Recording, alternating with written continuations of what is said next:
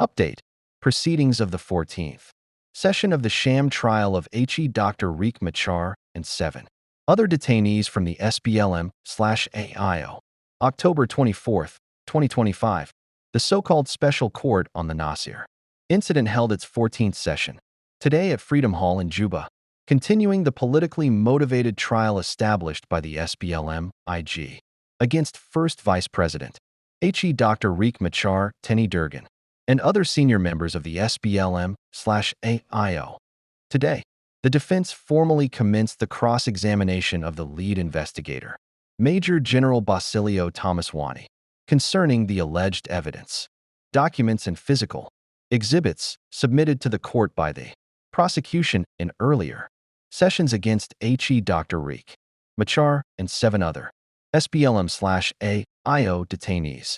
This occurred after presiding Judge James Alala Deng, without discernible cause, rejected the defense's prior request for full access to all case files, including copies of the documents and physical exhibits deemed essential for effective cross-examination. This request had been submitted during the previous session. During the cross-examination, the defense questioned the lead investigator, Major General Basilio Thomas Wani, about the missing properties of 2 accused SPLM/AIO detainees, Minister of Petroleum, Honorable Put Kong Cole, and businessman Mampal Duer. These missing properties included 10 vehicles, phones, and watches seized from Honorable Put Kang's residence, as well as electronics, other valuables, and cash confiscated from Mr. Mampal, all following their unlawful arrest. In response, Major General Wani denied any knowledge of the 10 vehicles, 2 Thuraya satellite phones, or the digital medical watch seized from Honorable Put's residence. However, he confirmed that Mr. Mam's recorded statement listed several items confiscated by National Security Service agents upon his arrest at Juba International Airport. These included 2 watches, a laptop, 2 rings, passports, a bag, an iPhone 16, a Samsung phone, a Nokia phone, $1,158 US, 23,000 South Sudan pounds, SSP, and a necklace. He stressed that he did not know the current whereabouts of those belongings. Moreover, during the session, the defense team identified fundamental, jurisdictional, and procedural irregularities that have vitiated the proceedings since their inception, notably.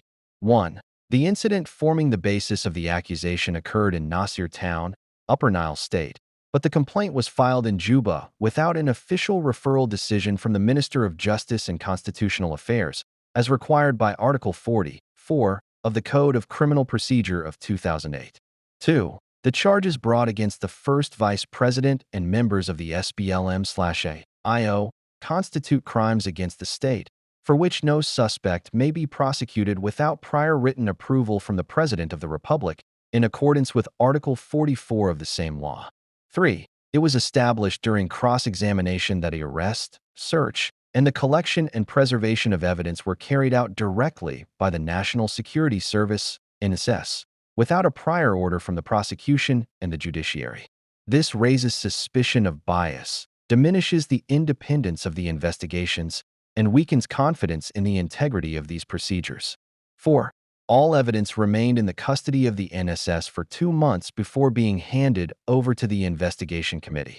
This exposes the evidence to tampering and reduces its credibility before the court. It was also found that the investigations were conducted within the premises of the National Security Service.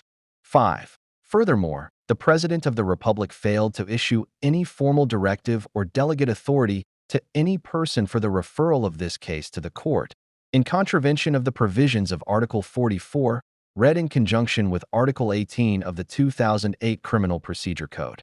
These irregularities fundamentally undermine the tenets of jurisdiction and the principle of legality, thereby constituting sufficient grounds for the immediate dismissal of the entire case. The continuation of these proceedings, in light of such grave defects, constitutes a serious infringement upon the rule of law and the independence of the judiciary. Presiding Judge James Alala adjourned the session until Monday, October 27th, when the defense will continue its cross-examination of the lead investigator. The SPLM/AIO reiterates its rejection of the so-called special court, which it views as a mechanism created to abrogate the revitalized agreement and to conduct a political witch hunt against Dr. Riek Machar Durgan and the SPLM/AIO. Consequently, it calls for the immediate and unconditional release of Dr. Riek Machar Durgan and all SPLM/AIO detainees. 1. Legal consequences: miscarriage of justice. Innocent individuals, like Dr. Riek Machar and his co-accused, could be wrongly convicted or punished, while the real perpetrators, if any, go free. Appeals and reversals. Defense lawyers would likely file appeals to higher courts, such as the Court of Appeal or Supreme Court, challenging the verdict. If the judgment is shown to be politically motivated or unsupported by evidence, it could later be overturned. Loss of judicial credibility. The ruling would further erode public trust in South Sudan's judicial system, already perceived by many as politically compromised. 2. Political consequences: destabilization of the peace process. A wrongful verdict against Machar or his allies could be seen as a direct attack on the revitalized peace agreement, RCS, potentially reigniting tensions between the SPLMIO and SPLMIG. Collapse of political trust. Such a ruling could deepen divisions within the transitional government and undermine reconciliation efforts among key political actors. Increased international scrutiny. Regional and global actors, like IGAD, the EU, and the Troika, US, UK, Norway, would likely condemn the decision, leading to diplomatic pressure or sanctions. 3. Social and security consequences. Public unrest. A politically motivated or unjust verdict could provoke demonstrations or armed responses, especially in opposition-held areas. Erosion of unity. Citizens may see the judiciary as a tool of oppression rather than justice, worsening ethnic and political polarization. Loss of confidence in peace institutions. The ruling could delegitimize transitional justice mechanisms and weaken efforts toward accountability and national healing. 4. International repercussions. Damage to South Sudan's image. A flawed investigation would signal to the international community that the rule of law is being undermined. Potential sanctions or aid suspension. Donors and partners could respond by freezing assistance or imposing targeted sanctions on officials deemed responsible for manipulating the judicial process.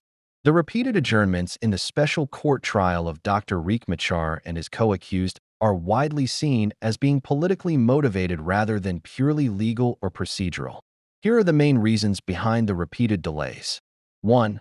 Political calculations and pressure. The trial involves South Sudan's most powerful political figure after President Kiir, so every court session carries major political implications. The government may be buying time, using adjournments to gauge public and international reactions before making any decisive legal move. There are also efforts behind the scenes to negotiate or influence outcomes within the peace agreement framework, especially since Machar remains a principal signatory to the revitalized peace agreement, RCS. 2. Weak or unprepared prosecution case. Observers note that the prosecution has struggled to present concrete evidence linking Machar and others to the alleged Nasir incident. Frequent adjournments allow prosecutors more time to gather or fabricate additional evidence to support politically charged accusations.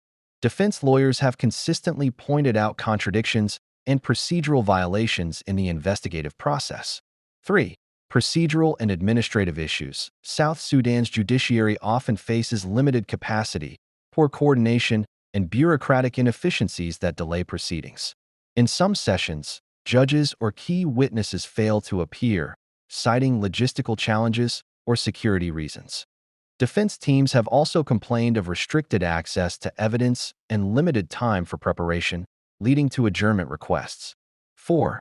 Internal power balances. Within the SPLMIG and transitional government, there are competing factions. Some want to neutralize Machar politically, while others fear that a harsh or rushed verdict could destabilize the country.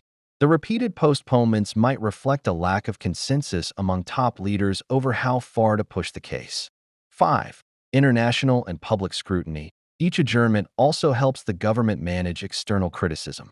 Moving too fast with a politically tainted trial could trigger international backlash or sanctions. By dragging the process out, the authorities can claim that due process is being followed, even though the reality is prolonged political theater.